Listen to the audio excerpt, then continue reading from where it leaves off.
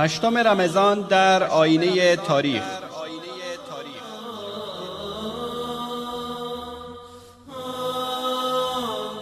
رمضان ماه شناختن رسول الله صلی الله علیه و آله و سلم.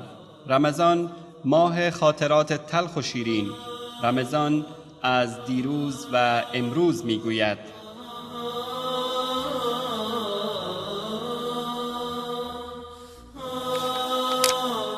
غزوه تبوک. هشتم رمضان سال نهم هجری موافق با 18 دسامبر سال 630 میلادی میادگاه غزوه تبوک به رهبری رسول الله صلی الله علیه و آله و سلم بود. سپاه اسلام به یاری الله متعال پس از به دست آوردن مکاسب نظامی و سیاسی بسیاری توانست در همان ماه رمضان به مدینه برگردد. شکست غزنویان.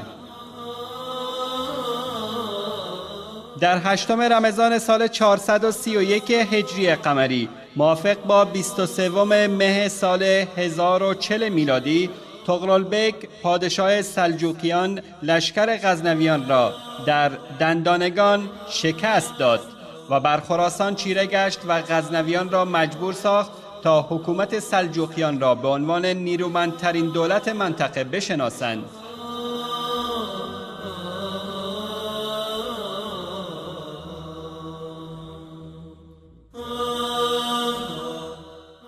حکومت سلطان آلبرسلان.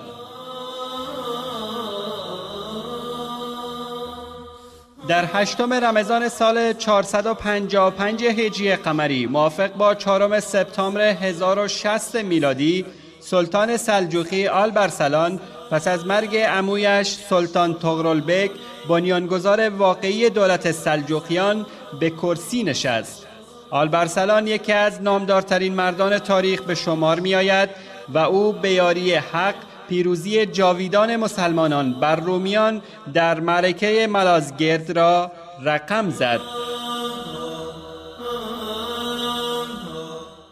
وفات دعوتگر نامدار مصری استاد عباس سیسی. در هشتم رمضان سال 1425 هجری قمری موافق با 22 اکتبر 2004 میلادی استاد عباس سیسی از شاخصترین نام‌های دعوتگران اسلامی معاصر به لقاء الله پیوست. ایشان از جمله شاگردان شهید حسن البنا مؤسس جماعت اخوان المسلمین بودند. مشهورترین کتاب‌های ایشان دعوت به سوی الله محبت است می باشد که بعدها نمادی شد از یک مدرسه دعوت به سوی اسلام.